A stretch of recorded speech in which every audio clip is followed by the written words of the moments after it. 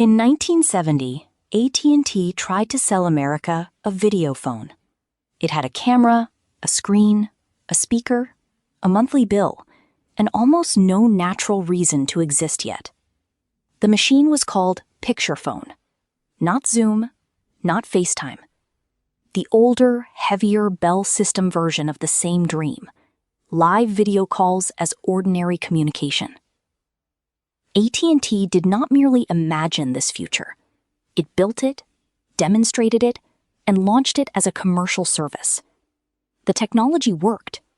The customers looked at it and quietly returned to audio. This is the story of a future that arrived before the room it was supposed to fill. The idea of seeing someone while you talk to them was not new. As far back as 1878, barely 2 years after Alexander Graham Bell patented the telephone, people were already imagining a device that could transmit pictures alongside voice. But imagining a future and building one are different professions. AT&T's Bell Labs had been chasing video telephony since the 1920s. In April 1927, they held a public demonstration, a conversation between Herbert Hoover, then Secretary of Commerce, in Washington, and AT&T President Walter Gifford in New York. Hoover's live image was transmitted over telephone lines at 50 lines of resolution. It was a technical achievement. It was also, in commercial terms, useless. Bell Labs kept working. By 1956, they had a prototype picture phone. It transmitted one image every 2 seconds, ready for the public. The Picturephone Mod II, launched commercially in 1970, was not a toy. It was a serious piece of telecommunications engineering. The device had 4 main components: a display unit with a 5¼ inch screen, a camera tube, and a built-in loudspeaker, a control unit containing the microphone, a service unit holding the power supply, logic circuits, and transmission equalizers, and a 12-button touch-tone telephone. The screen showed black and white video at 250 lines of resolution, 30 interlaced frames per second. The camera used a silicone photodiode array. It could focus on the speaker or on a document placed in front of the unit. It also required 3 pairs of twisted copper wire. A normal telephone needed 1 pair. Picturephone needed 3, 1 for voice, 2 for video. The Bell system had essentially asked the telephone network to carry 333 times more information than a regular call. The video signal alone consumed roughly 1 million hertz of bandwidth. A voice channel used 3,000. This was not a software update. It was a hardware commitment. Before Pittsburgh, there was the World's Fair. In April 1964, AT&T installed 8 Picturephone booths at the New York World's Fair. Visitors could make video calls, mostly between adjacent booths. Sometimes a booth connected to a similar exhibit at Disneyland in California. That is a specific kind of future. Tomorrow with a reservation desk and a queue. Bell Labs interviewed about 700 visitors after their Picturephone calls. Roughly half said seeing the other person was important in a telephone conversation. Roughly half said it was not. This split should have been a warning. It was treated as a tie. In June 1964, AT&T opened public Picturephone rooms in New York, Chicago, and Washington, D.C. Customers could rent rooms and call between any 2 locations. Calls cost $16 to $27 for the first 3 minutes. Adjusted for inflation, that is roughly $120 to $200 for a 3-minute call. Only 71 calls were made in the first 6 months. Usage declined after that. The rooms stayed open until 1970. No calls were made in the final year. A future with a waiting room and no visitors. On June 30, 1970, AT&T launched commercial Picturephone service in downtown Pittsburgh. The first call connected Mayor Peter Flaherty and Alcoa Chairman John Harper. They were about 1 block apart. The future of communication had arrived, and it had a commute of roughly 40 seconds on foot. The pricing was not subtle.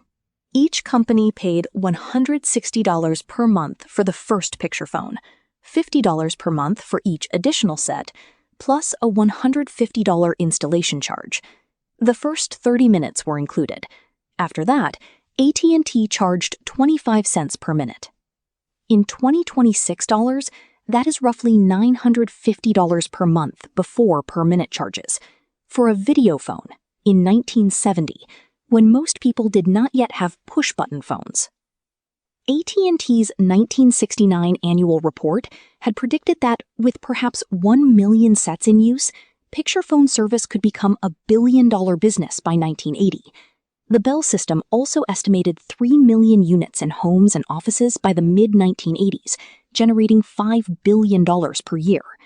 These were not casual guesses. They were institutional forecasts from the largest telecommunications company on Earth. The problem was not that Picturephone did not work. The problem was that working and being wanted are different things. First, cost.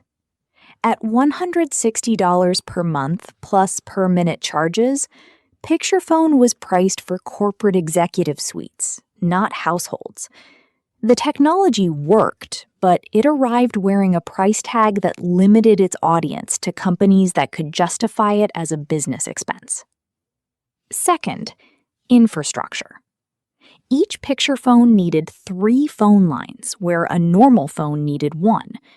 This was not a product you could buy and plug in. It required AT&T to install specialized wiring, and it required the telephone network to dedicate capacity that ordinary calls never requested. Third, the network effect. A telephone is valuable when everyone has one. A video phone is valuable when everyone has one, wants to be seen, and has apparently prepared for the call. A Picturephone with no one on the other end is an expensive desk ornament with a camera pointed at your face. Fourth, behavior. In 1970, there was no webcam culture, no remote work, no laptops with built-in cameras, no social expectation of being visible during a conversation.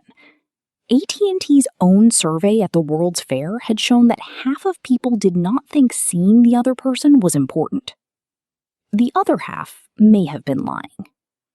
Fifth, privacy. People valued the invisibility of voice-only calls.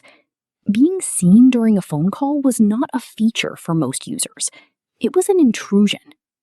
The executive vice president of Bell Labs wrote in 1969 that people were very much concerned how they will appear on the screen of the called party. This was a polite way of saying that video calling introduced the concept of bad hair day anxiety to professional communications. The numbers tell the story. By 1972, Pittsburgh had about 32 Picturephones in active use.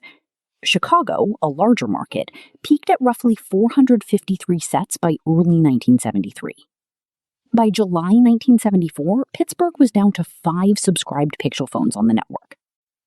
AT&T had projected 100,000 sets by 1975. The actual number was closer to a few hundred. The gap between the projection and the reality is large enough to park a Bell system switching office in. By the middle of 1973, AT&T halted the Picturephone project. The remaining service declined until it was fully discontinued by the late 1970s. The project reportedly cost the Bell system hundreds of millions of dollars. Some estimates place the loss at around $500 million. That is a lot of money for a future that arrived before anyone needed it.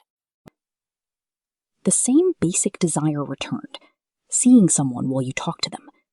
But it returned through general-purpose devices people already owned, riding networks that already existed, in a culture that had slowly learned to tolerate being on camera. It also returned with a mute button, which history suggests was the missing piece all along. Picturephone did not become Zoom, but the idea that a phone call could carry video was not wrong. It was early. It needed cheaper screens, cheaper cameras, better networks, software, and a social habit of being visible. None of those existed in 1970. Picturephone failed. The idea came back wearing cheaper parts. AT&T built a piece of the future. The machine worked. The monthly bill worked. The network worked. The thing that did not work was the world around it. The cost, the infrastructure, the social habit, and the simple fact that most people in 1970 did not want to be seen during a phone call. Which strange, rejected, expensive, awkward technology today is waiting for the rest of the world to catch up?